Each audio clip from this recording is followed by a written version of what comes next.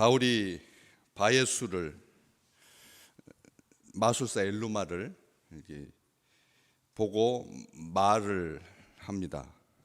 성령이 충만하여 그를 주목하고 그의 실체를 확인하고 그리고 모든 의의 원수라고 부르고 그리고 명령하죠. 주의 바른 길을 굽게 하기를 그치지 않겠느냐 명령한 다음에 이제 보라, 이렇게 보라, 너의 실상을, 주의 권능을 보라라고 하는 이 자신감, 우리가 하나님의 자녀라고 하는 것을 주변에 있는 모든 세상을 향하여서 말로 하든지 행위로 하든지 보여주는, 보라 너의 거짓을, 너의 행위를, 너의 실상을, 너의 실존을 그렇게 말하고, 그 다음에 이제 주의 손이 내 위에 있어서 네가 맹인이 되고 얼마 동안 해를 보지 못하리라, 이렇게 예언하는 거죠. 선언하고 선포하는 그런 모습을 보게 됩니다. 이제라고 하는 요 말, 보라 주의 손이 내 위에 있다, 보라 이제라고 하는 요 말은 지금까지 참아오신, 지금까지 참으신, 바울이 말하기 전까지 유예하고 지켜보고 계신, 믿음의 사람이 말하기 전까지 하나님께서 자기가 자기의 감정을 이렇게 누르고 계시고 참고 계시다는 거죠. 악이 저렇게 발화하고 있는데 하나님의 사람이 가만히 세상 사람들하고 똑같이 우리는 무능하고 우리는 무력하니까 그래서 그냥 가만히 있는 것은 아무런 변화가 없는 겁니다. 아무런 일이 일어나지 않습니다. 악한 대로 그냥 가는 거죠. 이 박수 엘루마는 이 바울이 성령이 충만해서 주목하고 이렇게 말하기 전까지 계속 있었을 뿐만 아니라 악행을 행했을 뿐만 아니라 모든 거짓과 악행이 가득하고 마귀의 자식으로 모든 의의 원수로 주의 바른 길을 굽게 하고 있었습니다. 그리고 하나님의 사람이 와서 행하는 그것을 대적하고 총독으로 믿지 못하게 했습니다. 이것은 멈춰야 될 일이지 그냥 이번 기회가 안 되면 다음 기회에, 이번에 어떻게 하지 못하면 다른 더 믿음 좋은 사람이 와서 그때 좀 말 빠른 사람이 와서 좀 담대한 사람이 와서 할 때까지 기다릴 문제가 아니라고 하는 거죠. 여기에서 이제는 바로 가장 적합한 시기에, 가장 정확한 때에, 하나님의 때에, 여기 이제라고 하는 말은 바로 그런 의미입니다.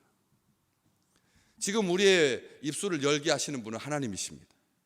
우리가 입술을 열어서 말하고 기도하고 선언하고 선포하는 것, 저는 저주라고 하는 말을 여기 성경 어느 곳에서도 믿음의 사람들이 어떤 것에 대해서 저주하여 이르되, 이렇게 표현된 그 부분이 그렇게 우리가 기억날 만큼 많지 않습니다. 저주해야죠.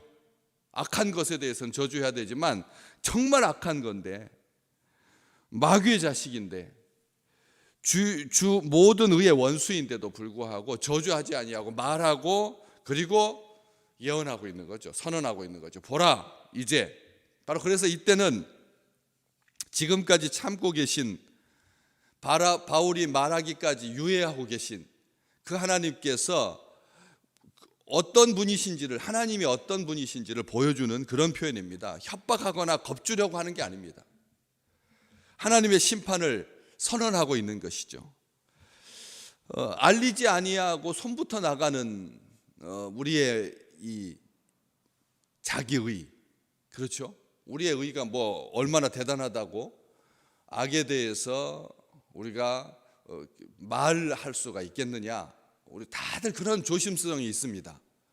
이거 나 말고도 정말 현란하게 악에 대해서 잘 분석하고 그리고 대응 조치까지 다 말하는 사람이 하도 많아서 내가 굳이 거기다가 말 하나 더 보탤 필요가 뭐가 있겠나 싶어가지고 가만히 있지 말라는 겁니다.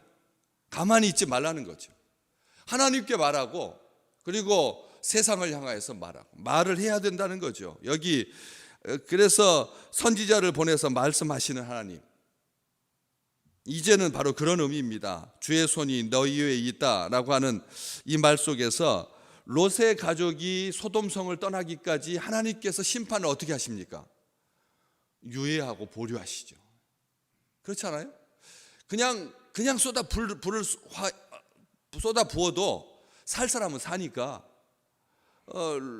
이 롯이 가족들과 함께 어떻게 뭐 한두 명 죽고 그러면서 도망갈 수 있지 않습니까? 그 딸이 같이 갈 필요 없죠. 뭐 왜? 아내도 어차피 소금 기둥 될 건데 굳이 기다려줄 필요가 뭐가 있겠습니까? 딸과의 관계에서 모압 족속과 암몬 족속, 정말 총에 들어가지 못하는 그런 후손이 나을 걸 아셨다면 굳이 살릴 필요가 없잖아요. 롯만 딱 살리면 되잖아요. 그런데도 하나님께서 유예하셨거든. 주의 손이 네 위에 있다, 주의 손이 너의 위에 있다라고 하는 이 표현, 악한 것을 막아주시는 하나님의 도움의 손, 보호하시는 손, 주의 손이 너 위에 있다라고 하는 그 말이 보호하시는 손, 그리고 또 머뭇거리는 손, 그냥 멈춰서 있는 손, 어떨 때는 좋은 의미로는 다 축복이었지만 하나님의 손이 네 위에 있다라고 하는 말에 여기에서의 진정한 의미는 일격을 가하다, 치시다, 손이 위에 있다라고 하는 말이 그냥 이렇게 딱 멈춰 있는 게 아니라 막 분해하면서도 부들부들 떨면서 이렇게 멈춰 있는 것이 아니라 주의 바른 길을 굽게 했을 때 못된 행실 앞에서 하나님께서 어떤 행동을 하고 계신지, 영어 성경으로 번역한 것을 읽어드릴까요? Against you. 다시 말하면 어떻습니까? 너를 향하여 하나님께서 이 손을 위에다 하고 계시는 것입니다. 이래서 우리 생각에는 하나님께서 너를 대항하고 너를 향하여서 손을 펼치셨으면 그 다음 동작이 어떻게 될까요? 그냥 바로의 군대를 물이 다 감싸가지고 한 명도 남김없이 싹 다 죽이셨듯이 그 전차, 그 기세, 그 위협, 그 압력, 그 폭행 하나님께서 다 수장시키셨잖아요. 하나님의 손이 펼쳐지시면 그냥 18만 명의 대적의 군대가 다 아람의 군대가 소멸되고 말 것입니다. 그런데 하나님께서 하나님을 대적하는 이 대적 앞에서 하나님께서 어떻게 행하십니까? 이게 바울이 용서를 하는 것도 아니고 하나님께서 그렇게 할 거라고 해서 그것을 그대로 전하는 것도 아닌 것 같습니다. 왜냐하면 자기 경험을 고스란히 반영하는 그런 선언이기 때문에 그렇습니다. 네가 맹인이 되어서 얼마 동안 해를 보지 못하리라. 우리가 생각하면 이 악한 하나님을 대적하는 자에게 가장 치명적인 하나님의 징벌, 하나님의 심판을 선언할 것 같습니다. 그렇지 않습니까?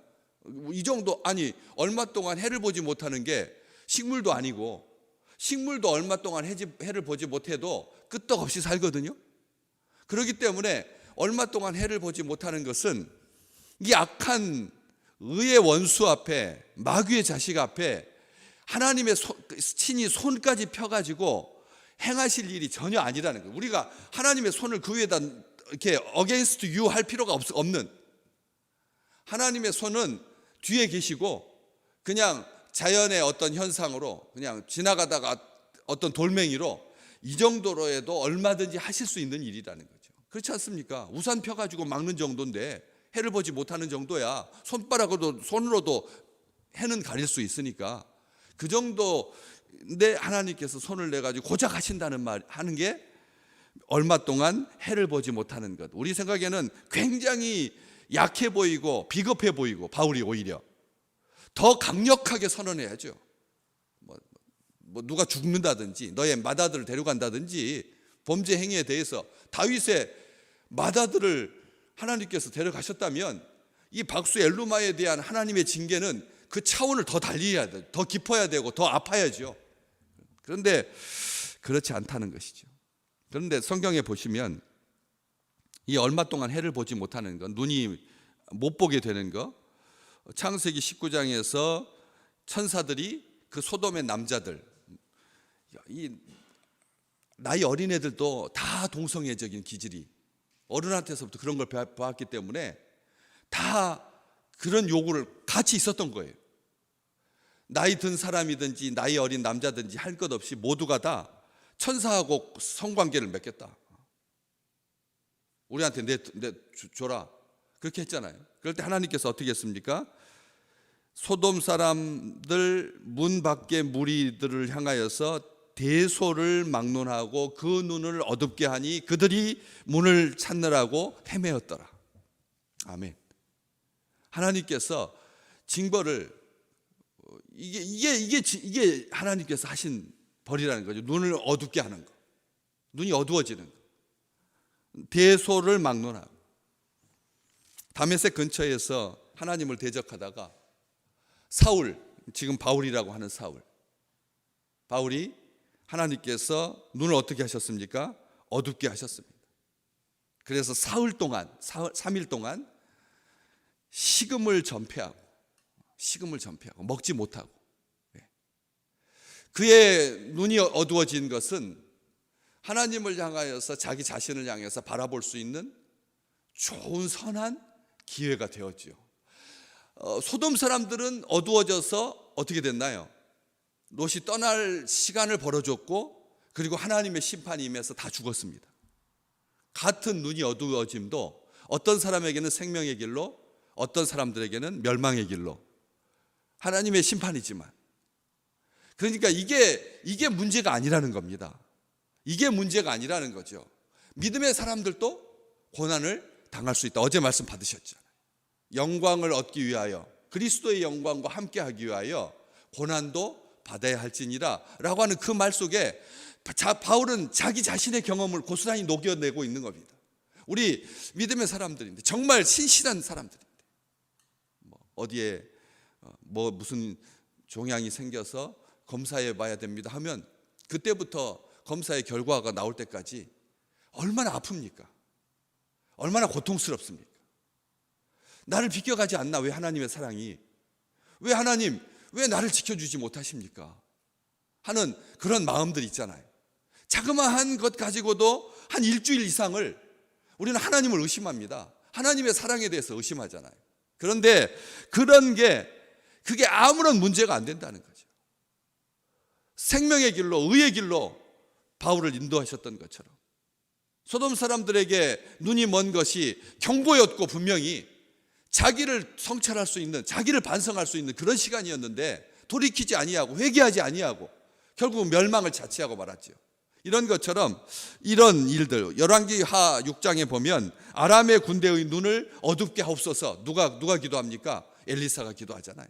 아람 군대의 눈을 어둡게 해달라고 했더니 성경은 이렇게 기록합니다. 도단성을 에워싸고 있었던 아람의 군대를 눈을 어둡게 해달라고 하니까 엘리사의 말대로 그들의 눈을 어둡게 하시니, 하나님께서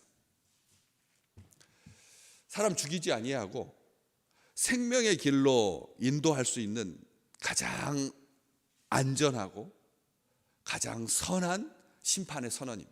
우리 그냥 북한 정권이 그냥 푸틴이 갑자기 그냥 급사를 하고, 시진핑이 뭐 어떻고, 독재자들이 어떻고 하면 33살짜리 다음 후계자가 크고 있습니다.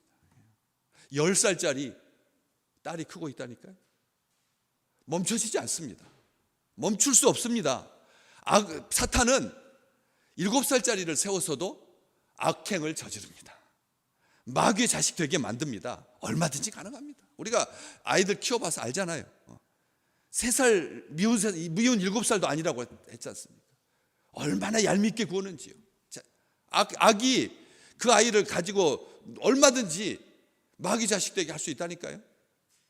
그 어린 동생을 그렇게 해코지하고, 우리 TV에서 맨날 보잖아요. 권총 들고 이렇게 2살짜리 아이가, 이런 일들이 그냥 깜짝깜짝 놀랄 일들이 얼마나 많은데요. 인간의 눈은 해를 보지 못하는 것이 아무것도 아니지만 해를 보지 못하는 것은 무슨 의미입니까? 결국은 해와 빛 없이는 아무것도 볼 수 없는. 그래서 과거에 저 대적의 수장을 잡았을 때 무슨 일을 합니까? 눈을 왜 뽑죠? 눈을 뽑잖아요. 눈을 뽑는 일은 능력을 가장 빨리 없앨 수 있기 때문에 그런 겁니다. 사람의 눈이라고 하는 것이 그냥 보는 기능이 아니라는 거예요. 눈을 뽑는 이유는 가장 빠르게 능력을 없앨 수 있는. 오늘 우리가 하나님의 나라를 대적하고 있는 세상의 사람들을 봅니다. 그럴 때 안타까워라. 어떤 생각을 하십니까? 빨리 죽어라 이렇게 생각하십니까? 그런 생각을 하고 계십니까? 어떤 기도를 하십니까? 네가 얼마 동안 해를 보지 못하리라. 아멘. 그렇게 기도하십시오. 이것은 원수의 머리에다가 숯불을 쌓아놓는, 하나님이 그 일을 통해서 이 엘루마 어떻게 됐을까요? 나중에 기록이 없거든요. 그런데 하나님께서 이 일을 통해서 바울의 전례를 보십시오. 그리고 소돔의 전례를 보십시오. 이 일의 결과가 살릴 수도 있고 죽일 수도 있다는 거예요. 결국은 하나님의 선택에 맡겨두는 거죠. 저는 이 성경을 통해서 오늘 우리에게 주신 말씀 맞습니다. 이 사람을 하나님께서 사랑하셨을까요? 미워하셨을까요? 경고하시고 살리는 쪽으로 가실 수도 있고, 그리고 멸망의 길로 갔을 수도 있습니다. 그렇지만 우리는 압니다. 안개와 어둠이 그를 덮어 인도할 사람을 두루 구하게 하신, 다시 말하면 인도할 사람을 구하는, 이게 우리로 하여금 뭔가를 보게 하는 거죠. 굴욕적이었지만 바울에게서 비늘 같은 것이 눈을 덮어서 아무것도 아닌 자기 자신을 볼 수 있었고, 잔뜩 안다고 했던 그런 자기의 실존을 하나님 앞에 나는 아무것도 아닙니다. 그 단순하게 눈에 비늘 같은 것이 덮임으로 말미암아 아무것도 못하는 무력해진 그런 속에서 생명의 길로 나아갔던 것처럼 우리는 그렇게 하면서도 하나님께서 그를 살리고자 하신다면 살려 주십시오. 하나님의 마음은 어디에 계십니까? 하나님의 눈으로 보시기를, 하나님의 눈으로 보시기를. 여기 하나님의 은혜 중에서 가장 작은 것 하나라도 거두어 가시면, 해를 보지 못하는 것이 정말 아무것도 아닌 것 같은데도 그럼에도 그걸 거두어 가시면 하나님의 도움 없이는 우리가 한순간도 살 수 없다라고 하는 신실한 고백으로 나아가시기를 주의 이름으로 축복합니다. 하나님, 내버려 두시지 않으시는 하나님께서 징계하시는 사람은 어떤 사람입니까? 사랑하는 자식이라고 하는 증거라고 말씀드렸습니다. 소돔 사람들도 멸망해버릴 악마의 자식이 아니라 눈을 못 뽑다면 하나님께서 어떤 분이신지, 하나님께서 이것에 대해서 어떤 마음을 가지고 계신지 알아서 살 길을 찾았어야지. 죄를 뒤집어 쓰고 회개했다면 하나님께서 니느웨 백성들도 살려주셨는데, 하물며 하나님께서 살려주실 거라고 하는 그런 소망을 품고 회개의 자리로, 사는 자리로, 생명의 자리로 나아갈 수 있었을 거라는 거죠. 오늘 우리의 눈을 하나님께서 열어주시기를 소망합니다. 그 눈은 떴으나 죄에 가려서 안개와 어둠이 그를 덮어서 아무것도 보지 못하는 것이 아니라 하나님께서 우리의 눈을 뜨게 해주셔서 새하늘과 새 땅을 보게 하시고 눈을 들어서 주를 보시기를 주의 이름으로 축복합니다. 주님의 손을 보십시오. 그 위에 하나님의 손이 지금 와 있는 것을, 하나님의 손을 보시는, 하나님의 눈으로 보시는 참으로 귀한 날 되시기를.